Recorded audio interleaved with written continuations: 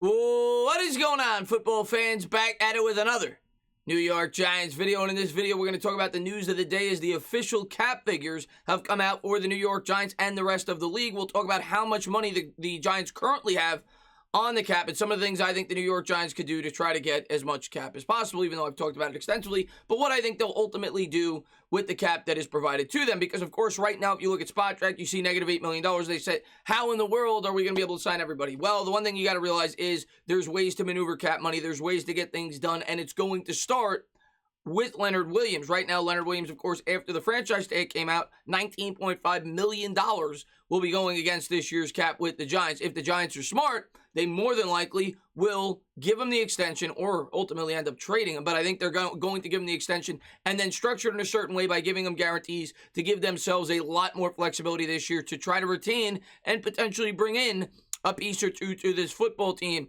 We're going to get into all the details of that. And in addition to that, I wanted to talk about the story that came out from Dan Duggan, and I think these figures probably came out due in large part to the fact that the salary cap numbers came out at 182.5.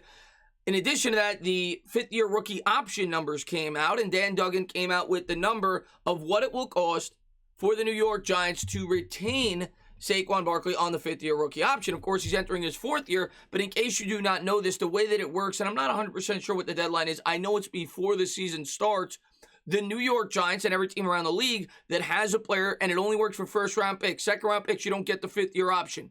First-round picks, entering their fourth year, you have to decide whether or not to extend them on the fifth-year rookie option before the fourth year starts. If you remember back a couple of years ago, there were some surprises.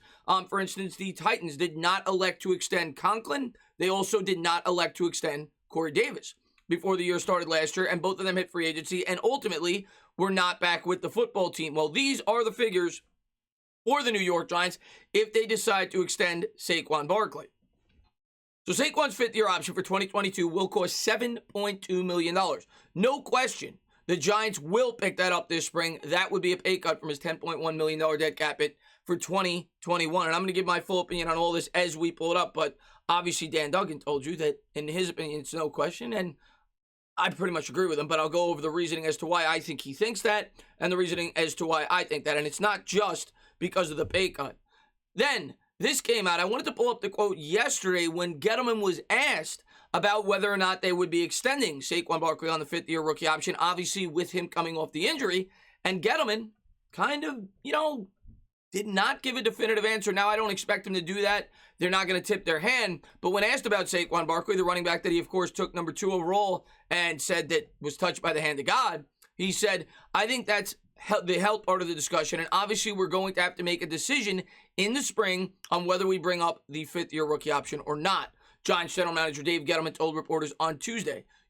Again, it comes back to the medical question. It's unknown, and what you have to do is get your trainer and your doctors involved and make your best decision. To which I'll say I completely understand where he's coming from. By no means am I suggesting that the New York Giants should give him a second contract yet. I think he needs to prove his wealth. I think he needs to prove that he can stay healthy on the football field. But the reason why Dan Duggan feels the way he does and the reason I feel the way that I do, I can't speak for Dan, but I think we probably think the same on this topic. It's not just the fact that he's only going to be making 7.2 as opposed to the 10.1 he's making this year. Like, I understand the Giants fans that are like, I don't know if I want to give $7.1 million to a running back that's been banged up the last 2 years. This is why it makes complete sense, okay? First off, of course, you invested the number 2 overall pick in him, and we all know the upside that Saquon Barkley brings. But if you extend him on the fifth-year rookie option before the fourth year starts, that leaves all your options open. Think about this. If you're a fan that's in favor of trading Saquon Barkley, I am not. I'm hoping he stays healthy and he's a big part of the future of this team. But even if you are a fan that is in favor of trading Saquon Barkley if things work out this year and you ultimately do not want to give him that mega contract, the $17 million a year, whatever it would cost to keep Saquon Barkley on a second contract with the New York Giants, by giving him the extension, it gives you a lot more bargaining power than if you were forced to tag and trade him. If you gave him the extension, it would only cost you $7.1 million. If you were to tag him, it would cost you a lot more than that.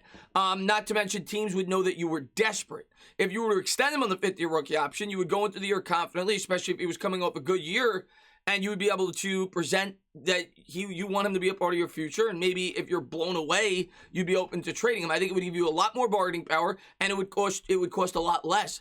And if you want to extend him, it doesn't mean that you can't give him that second contract if you give him the rookie extension before the year starts, which may be the path that the New York Giants take, because the longer you wait to extend the running back, the deeper it goes into his career, and the less of a probability you will get production on that contract.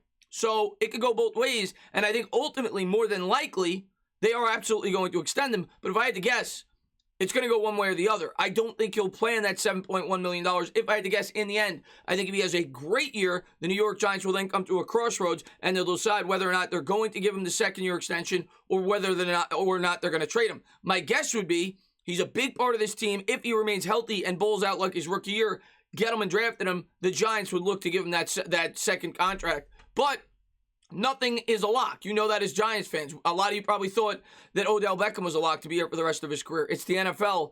It's a business. And it'll be very interesting to see how the entire process plays out. Next thing I want to pull up was the salary cap, as figures have officially come out.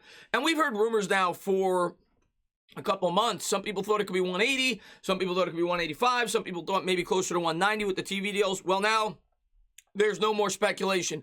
The numbers have come out. In addition to this, what I'm going to read, a lot of people were talking about that there could be rumors that teams may be able to borrow against next year's cap to try to help them this year.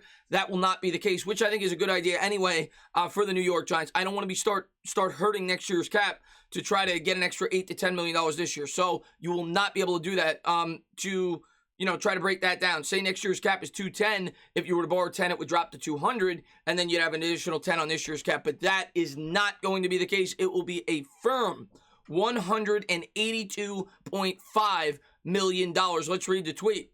The NFL has officially set the 2021 salary cap at $182.5 million. Got this off GiantsWire.com, which is a $15.7 million drop from last year's 198.2. And like I always say, it's traditionally a 7 or 8% increase. So it would have been in the 215 range. Instead, it's all the way down at 182.5. That is a huge drop. You're talking about $33 to $35 million less than what the Giants and every team around the league initially anticipated. It's also the first time the cap has dropped since its inception in 1994. However, the cap will be somewhat fluid this season and will change by the team based on the 2020 cap carryover. For the Giants, they will carry over an additional $3 million, I rounded up just a tad, giving them a cap number of $185.5 million. But with that being said, you go on Spot Track right now with that $3 million carryover, the New York Giants have about negative $8 million in cap space. And I'm sure a lot of Giants fans will go to that website and they'll start panicking and they'll think the world is over. That is not the case. Like I said, first off, there's going to be cuts. And that's unfortunate. I think Zeitler will either be restructured or cut. I think Solder will either be restructured or cut. I think the Giants will look to maneuver some cap with some contracts. And the Leonard Williams, I strongly believe this. It might not be before free agency. It might be before the start of the year. There will be an extension given out. And when that extension is given out, the New York Giants will appropriately designate the money on that salary to fit this year's cap by giving him more guaranteed money, similar to what the Dallas Cowboys did with Dak Prescott. And the sooner the Giants do that, the better, because it's going to give you more wiggle room when you may want to try to bring in some premium free agents. Now, based on some of the things that the Giants said yesterday, Gettleman and Judge, it's not fantasy football. It led you to believe that the Giants more than likely are not going to go after the top of the top of the top. And in the situation they're in right now, they shouldn't. Had they had that extra $35, $40 million, I might have said, yeah, you could try to bring in a big premium piece, but we're not in that situation right now. And the Giants came out yesterday and said they're not looking to backload contracts. Well, if they're not looking to do that, they're looking to continue to build this rebuild, but don't expect a tremendous splash. Now, maybe they could get creative. I won't rule that out. Maybe there's a trade. You know, there's been rumors in the past about Julio Jones. I'm just throwing out names, but maybe they could get creative in that aspect. Anything's possible. But if I had to guess, I don't expect any premium free agents. I do think the New York Giants will create enough cap space to be able to fill in some holes on their roster, which ultimately, that's what you want as a Giants fan. I think they'll add a corner. I think they'll add an offensive lineman. I think they'll add pieces around this roster to get the job done and set themselves up as best they can before the draft starts, which is what free agency is all about. But as always, guys, if you like what you watch, please subscribe, drop a comment, maybe give me a little thumbs up. Cheers.